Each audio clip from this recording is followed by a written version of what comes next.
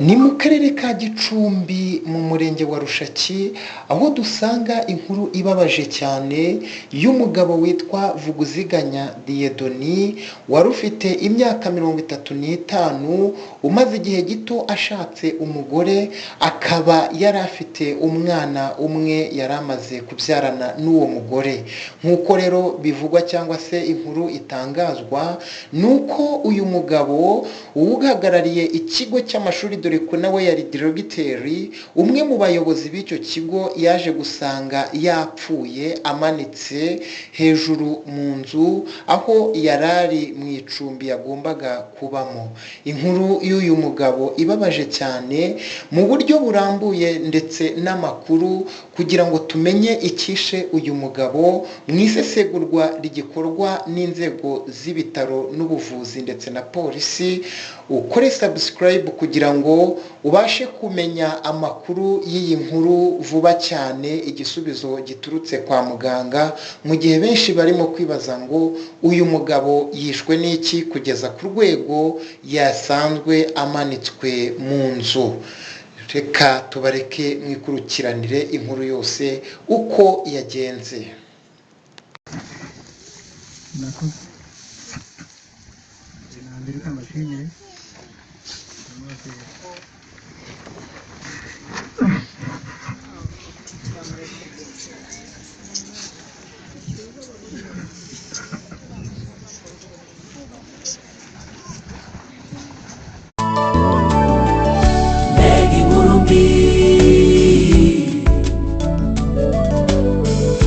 Iyi nkuru iteye ubwoba, wa nkuru we urica mu bwonko, ubwo twumvaga uwacu aragiye, amarira menshi, umubabaro, intimba n'agahinda dusigaranye, abakuru n'abatoya turababaye cyane. Niyo mpamvu dusenze twinginga kubwira ijambo kugira ngo rireme ibyiringiro mu bantu bateraniye hano, kandi umuntu wese ahimbanire gukora ibyiza kugira ngo azagire iherezo ryiza, kandi abantu be guheranwa n'umubabaro, bazirikane ko nyuma y'ubu buzima hari ubundi buzima. Tubisabye Imana Data wa twese mu izina rya Kristo Yesu, amen. Murakoze. Twagira ngo uyu mwanya twese abari aha ngaha, nubwo mutubona tuzapfa, ariko nubwo urupfu ruza mu buryo bunyuranye, ariko nanone tumenye ngo ese nindamuka mpfuye nzabona ubugingo. Aha rero Imana yahaye umuntu wese ubwenge no gutekereza. Bibiliya isobanura neza ko abazarimbuka ari abantu batihanye ibyaha. Uriyizi ku mutima wawe, ariko twese abari aha tuzapfa. Icyo nabifuriza, Imana izaduha iherezo ryiza. Yesu nashimwe, Yesu nashimwe. Abari aha twese Imana izaduha iki? Iherezo ryiza. Twagira ngo rero muri uyu mwanya, mbere y'uko duha umuyobozi w'itorero rya Kabuga abeyigira hafi, twagira ngo tubereke umufasha wa nyakwigendera Vuguziganya Dieudonné. Nta zindi komanteri ngo tuzaneho andi magambo, abamuri hafi batufashe, yihangane nawe. Aba ni abantu bamutabaye, yihangane ase nk'uwigira hejuru.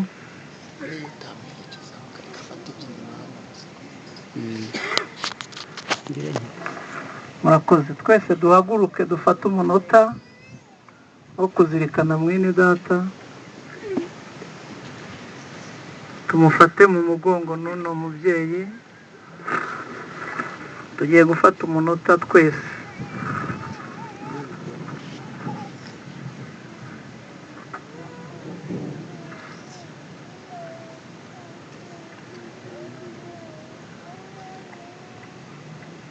urakoze mwicare kandi nakomere yihangane mu isi niko bigenda. Reka duhe umuyobozi w'itorero rya Kabuga ugire hafi aduhe umwirondoro wa nyakwigendera.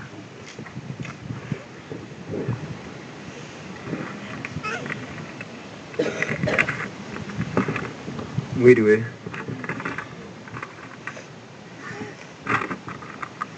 Uyu duherekeje uyu munsi yitwa Vuguziganya Dieudonné, yavutse ku itariki ya mbere y'ukwa mbere 1987. Yize amashuri abanza ayigira hano kuri Ecole Primaire ya Giti, kiri Ecole Primaire. Amashuri yisumbuye yayigiye i Bukure ayarangiriza i Rushaki, ari naho yayoboraga uyu munsi. Kaminuza yayigiye muri Etabu, yakoze ku kigo cy'amashuri yisumbuye cya Kagogo, akora kuri JS ya Giti hano hirya.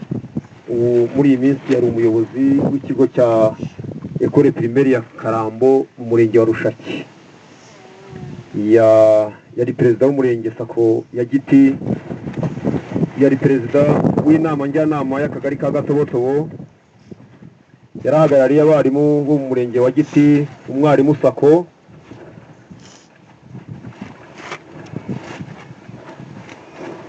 Yari perezida wa komisiyo y'amatora mu kagari ka Gatobotobo. Ibindi bijyanye n'imyirondoro ye, yashakanye na Mukamuhoza Joseline ku itariki 5 z'ukwezi kwa 9 2020. Babyaranye umwana umwe w'umuhungu witwa Manzi Brian. Imirimo yakoze mu itorero, mbere yabatijwe ku itariki 4 z'ukwezi kwa 2 2001. Yabaye umuririmbyi muri Korali Salemu, yabaye perezida wa ncungamutungo wa paruwase ya Giti, yari perezida wa komisiyo y'uburezi mu itorero ryacu ku itorero rya Kababito. Atabarutse uyu munsi, yatabarutse ku itariki 25 z'ukwezi kwa 9 2022. Ibijyanye n'icyateje urupfu rwe kugeza uyu munsi biracyari mu iperereza, turacyategereje ibisubizo bya muganga. Murakoze, mukomeze kwihangana. Ntekereza ko mwene data yari afite igikundiro, asanze Imana nayo imushaka kandi natwe ubwacu twamukundaga. Imana imuhe iruhuko ridashira. Hanyuma nk'uko bababwiye umwirondoro we, afite abo bavukana. Twagira ngo dusabe Sibomana yigire hafi kandi abo duha badufashe gukoresha iminota mikeya, ahubwo abari ku byuma bongere mikorofone kugira ngo ijwi ritubuke. Twagira ngo Sibomana yigire hafi. Bangarasi.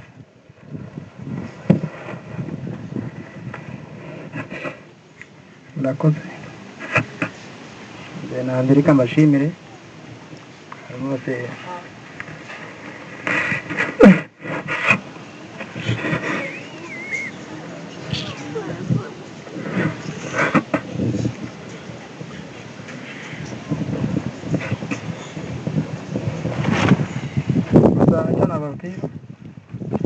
Uwiteka yari yamuduhaye, none aramwishubije. Gusa ari inshuti yanjye, yari umuvandimwe, kandi nuko yari afite ubuhamya bwiza. Imana imuheruka ridashira, numva nta kindi narenzaho.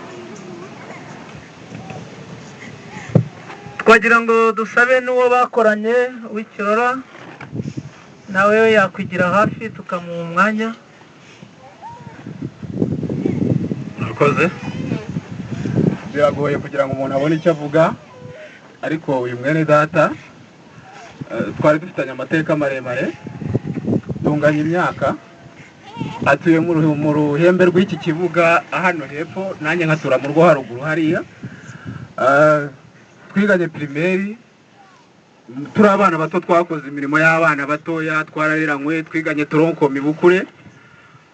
Agira ushaki ngizaza muri kaminuza twarabanaga, twariganye nabwo. mu kazi twatangiriye rimwe akazi 2009 twese turi abarezi ajya Kagogo nanjye biba ngombwa ko nongera nkamusangayo musigayo ngaruka hano Igiti arongera nawe asanga hano Igiti turakorana hanyuma yarabonye promotion yo kujya muri kariya kazi. Uyu munsi rero navuga ngo noneho ikiyongeraho ba mama wacu amazina yabo abanza aritiranwa murumva ko dufitanye amateka maremare yari umuntu wanjye wa hafi byinshi iyo nagiraga ikibazo niwe nakibwiraga nta wundi muhana nakundaga kugendamo ndi umusore nkiri umusore ntari nashaka nibaza yuko twabanye bihagije urupfu rwe ruratubabaje biteye agahinda ariko Imana imwakire mu bayo kandi umuryango ukomeze kwihangana natwe twese komeze mwihangane kandi rwose nk'uko mwabyumvise muri komisiyo y'amatora yarahagarariye amatora mu kagari ka Gatobotobo turi kumwe n'umuyobozi wari umukuriye ku rwego rw'umurenge nawe yakugira hafi akagira icyo yavuga imbere y'aba bantu. Murakoze. Biragoye kugira icyo umuntu avuga ku munsi nk'uyu nguyu utoroshye gusa nyakwigendera Vuguziganya Dieudonné twabanaga muri komisiyo y'igihugu y'amatora yatangiye ari umukorerabushake ukora mu cyumba cy'itora ari umuseseri niko babyita nyuma gatoya aza kuba perezida w'icyumba nyuma yaho gatoya aza kuba shefu wa site cyangwa se guhagararira akagari ubwo ni umuhuzabikorwa w'amatora ku rwego rw'akagari ka Gatobotobo. Ni ukuvuga mu gihe twabanye muri komisiyo y'igihugu y'amatora yari amazemo imyaka itari mikeya hejuru y'6-7 gutyo ukuntu twakoranaga yari umugabo w'intwari umunyamurava yakoraga akazi ashinzwe vuba kandi neza raporo bayitwakaga tugakorana ndabyibuka ejo bundi turi mu matora y'abunzi ku rwego rw'umudugudu ku itariki 14 twari kumwe turavugana arimo gutoresha ku mudugudu nyuma ariko niba aransezeragaho simbi zarambwiye ati rero rwose yakunda kubivuga ngo boss wanjye ndavuga ntago ndi boss ati amatora yo ku kagari yo ku itariki 24 ntago nzaba mpari ndetse bimeze gutya ati nzajya ruguru ku kigo bampaye ndi umuyobozi mushyashya ntago nagenda kwa mbere nk'abandi bayobozi basanzwe bamenyereye atuga ayo matora yo ku itariki 24 uzamfashe n'undi muntu nzaba nashyizeho ugire gute uyanyoborere rero nawe ufashe ndayobora ibindi bikaba kuri telefoni gusa nyuma nibwo numvishe bampamagara kuri telefoni ati nyakwigendera Vuguziganya Dieudonné umukorerabushake wawe bigenze gutya mana rero ntacyo ntabwo nabona byinshi byo kuvuga gusa mu izina ry'abakorerabushake b'umurenge wa Giti kandi nkurikije no ko turi hano n'imyemerere ya muntu nyuma y'ubu buzima buzima hari ubundi buzima aribwo buzima bw'iteka ukuntu twabanaga n'abakorerabushake ndavuga mu izina ryabo n'ubwo buzima tumusabiye Imana imwakire mu bayo kandi ikomeze n'umuryango ndumva rero mu gusoza hari na buje twari twakusanyije nk'abakorerabushake hari abantu muri famille bakwigira hejuru bakayakira nta wundi mwanya ndi bubone murakoze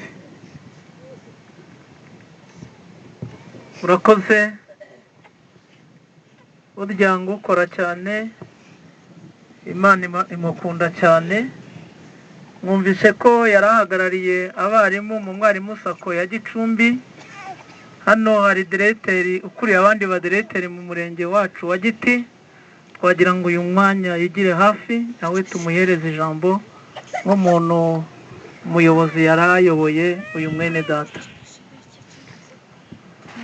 Mwiriwe mpagurutse mu mwanya nk'uyu kugira ngo mvuge kuri Dieudonné mu by'ukuri twarakoranye twari tumaranye igihe kigera ku mezi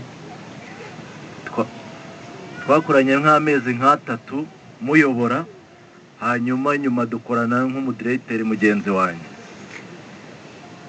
nta byinshi rero umuntu yavuga ku muntu wagiye cyane ko biba binagoye gusa hari utuntu wenda dutatu ndi buvuge akambere wenda nuko namusanze Dieudonné yari umuntu utuje mu bantu, burya unyuzamo amaso ukareba iyo uri umuyobozi, ukareba nk'umuntu ushobora kuba wagisha inama. Dieudonné yari umujyanama wanjye, nkigera hano gake atuje akakubwira ikintu ukabona arabikubwiye, akaguha umwanya akakureka ngo wifatire umwanzuro. Iyo ni karite nziza yari afite, kandi amakuru mfite na diregiteri wa Kagogo nawe niko yari ateye, kuko naho yakozeyo neza ndabizi. Nyuma rero aho abonekeye umwanya, nk'uko mwari mubizi, yaratsinze bamwohereza Kirehe. Yangishije inama arambwira ati nari naranze kujya Kirehe, nanze kwitera urugo, none barashaka kunyohereza ahandi. Icyo gihe ubwo amakuru nari nayamenye, mubwiraho Karamba ati Karambo si kure, ubu nitera urugo. Nari ndamubwira rero ubuyobozi buraryoha, ubwo n'inama namugiraga, ubuyobozi buraryoha, kandi ejo n'ejo bundi ushobora kwegera hafi y'akazi. Arambwira ati nibyo, ati ndagenda nkore. Aragenda ajyayo arakora koko. Ikindi cya gatatu ubwo nari ngiye kuvuga ni uko bamubonye Rushaki. Sinzi niba wenda hari aba Rushaki bari hano, ariko CEO wa Rushaki twarakoranye aranzi. Yarampamagaye arambwira ati mwatwoherereje umuntu w'umugabo, ntibimeze bite? Ati azi icyo gukora. Ati mu badiregiteri mfite uriya we ntago anduhishe. Icyo gihe arambaza imirimo, ati hari imirimo ari kubanza yari nka duwayi. ndavuga intoya. Ati se yajyaga gufasha mu bintu wenda nka SBM, ni abantu bigisha abandi. ndamubwira intoya. Arambwira ati rwose ni umudiregiteri pe, ati turamwishimiye inaha. Bamukundaga rero nabo, natwe nk'uko twamukundaga. No mu badiregiteri burya iyo umuntu akubwiye inkuru arayikubwira, ariko yari umuntu w'umugabo twakoranaga. N'abana bamukundaga, nubwo wenda batabonye umwanya wo kuza, ariko uko batubwiraga bamukundaga. Imana rero nayikunda abantu bayo, Imana yamwishubije. Inkuru y'urupfu rwe wenda nsa nk'uwayimenyeho mbere ho gatoya. Barampamagaye bambaza nimero nk'umuntu bakoranaga, barambwira bati twabuze umudamu, ni nimero ye twayibuze, none mwadufasha iki? Ubwo bari barimo kugira, none ndababwira umudamu mumwihorere, ahubwo mwebwe nimujye kureba aho ari. Mpita mpamagara abantu bo muri Rushaki narinzi, mpamagara uwo CEO wa mujyama wawe, CEO wa Rushaki bamwita Mansana, yabaga i Rutare, wenda bamwe baramuzi akunda gukoresha ijambo mujyama. Wa mujyama wawe ngo bamubuze, ati ngo yabuze kuri telefone, ati none twoherejeyo polisi. Ubwo nyuma y'iminota mike nibwo nahise mbimenya. Umudamu naramuhamagaye nanga kumukura umutima, ndamubwira madamu ko umugabo wawe namubuze, we muherukana kuvugana? Arambwira ati twavuganye nimugoroba nibwo duherukana. Akimara kubimbwira gutyo, akoba karaje, nari ndi kumwe n'umudamu, ndamubwira niko numva ngize ubwoba bite. Arambwira ati se mwavuga ku iki? Ni umuntu bavuga babuze. Ahita ambwira ati ubwo ugize ubwoba buriya nta mahoro. Ubwo rero niko byagenze nyine. Nyuma y'iminota 30 bahise bambwira ko bampaye ubutumwa, nyine bambwira ko basanze Dieudonné Vuguziganya yitabye Imana. Nta bindi narenzaho. Imana imuha iruhuko ridashira, gusa tubuze umuntu, ariko nanone Imana ikunda beza. Ubwo ikunda beza rero ikaba yamukunze kuturusha, akaba ari nayo yamuduhaye, tubyakire dukomere. Imana izamutuza heza, tuzongera tubonane igihe cyangombwa. Murakoze. Murakoze. Twagira ngo uyu mwanya turanyarutse, ariko na n'impamvu ni iki, igihe cyaje ugendana nacyo. Yari umuyobozi w'Imbarutso Sacco, ntekereza ko yari ayihagarariye, kandi umukoresha we manager ahari. Twagira ngo nawe nk'umuntu wari perezida we, kandi nawe akaba na manager wacu mu murenge mu Mbarutso Sacco Giti, nyakubahwa muyobozi wakwigira hafi nawe tukaguha ijambo. Murakoze, ngira ngo biragoye ku munsi nk'uyu kugira ngo umuntu abone icyo avuga, ariko icyo navuga kuri Dieudonné yari perezida wacu. Njye sindi uwinaha, ndi umunyarurindo, naje hano maze imyaka 5. Araje duhura kuri Sako ari perezida wacu, ariko nabonye ari umugabo pe w'umuhanga kandi w'inyangamugayo. Ngira ngo abaturage binaha barabizi, Sako yari yarapfuye urupfu rubi, abaturage bose barayihunze, ariko ubuhanga bwe n'ubwenge bwe yayisize ku murongo, abaturage barongera bagaruka, barongera barayikunda.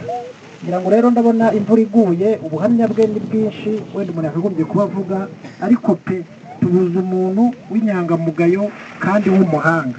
Ikindi nakongeraho, ubwo bimwe ndabiretse, baba ari korari, baba ari pasiteri mu batwigishije bavuze ngo nyuma y'ubu buzima ari ahandi hantu tujya.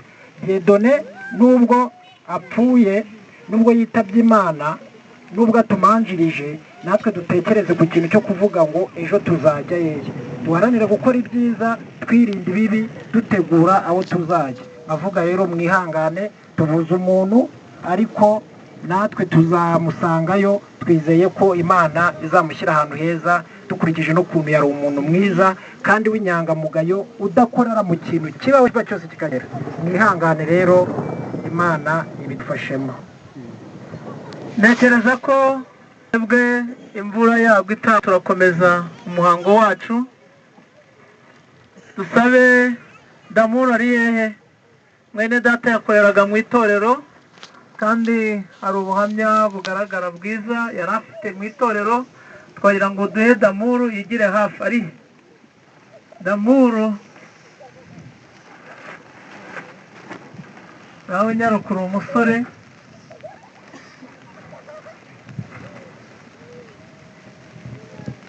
Murakoze, biragoye kubona icyo umuntu yavuga. Ubundi bahanga bavuga ko iminsi myiza yose isa, ariko iminsi mibi yo ntabwo isa, iratandukanye. Ibyo rero natekereje niba ari umukara, niba ari umutuku, byashobeye, ariko ni umunsi mubi. Mwene data izahanagura amarira ku maso yacu, urupfu ntiruzongera kubaho ukundi. Ububabare twagize muhumure, tuzahozwa mu rurembo rw'iwacu, tuzaruhukirayo. Izahanagura amarira ku maso yacu, urupfu ntiruzongera kubaho ukundi. Ububabare twagize muhumure, tuzahozwa mu rurembo rw'iwacu, tuzaruhukirayo.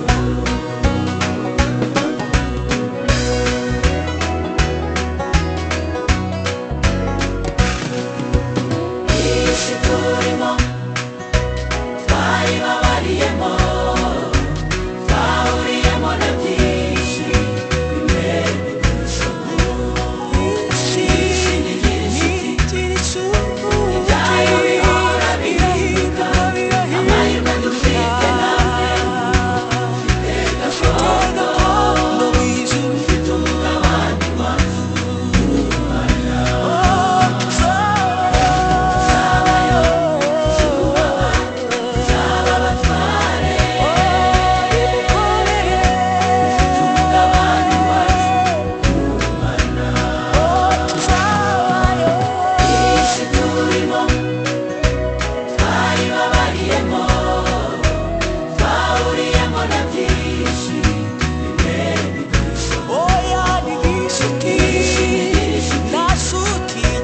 Ibyayo bihora bihinduka. Amahirwe dufite namwe dufite gakondo, dufite umugabane wacu w'Imana. twarabanye ajya kwinjira mu itorero bwa mbere, ni njye wamubereye mu birebana n'inyigisho z'abashaka kubatizwa muri 2000. Yigaga ku ishuri ryisumbuye ry'Ibukure, aza kubatizwa ku itariki 4 z'ukwa kabiri muri 2001. Ari umuntu utuje kugeza aho mu itorero rya Kababito twabanye, ashinzwe minisiteri y'uburezi mu mudugudu wa Kababito, kandi ari umuntu w'inyangamugayo tubana umunsi ku wundi, cyane ko mu ruhande rwanjye ni nk'umwana wanjye. Ajya gufata umwanya wo kubaka urugo yambwiye ati nta wundi ngendera ujye kunsabira umugeni. Nari umuranga we, twarazamukanye tujyana amanyagiro, bishoboka byose turabikora, twakura umugeni. Rero uyu munsi mubi dufatanije katuvuge ngo Imana imuri hukodeshira. Murakoze. urwo rurabo rwubatswe n'izahabu, tuzabayo, tuzaba amahoro. urwo rurembo tuzaruhukirayo. ihanagura amarira yacu, urukundo ruzongera kubaho. ububabare twagize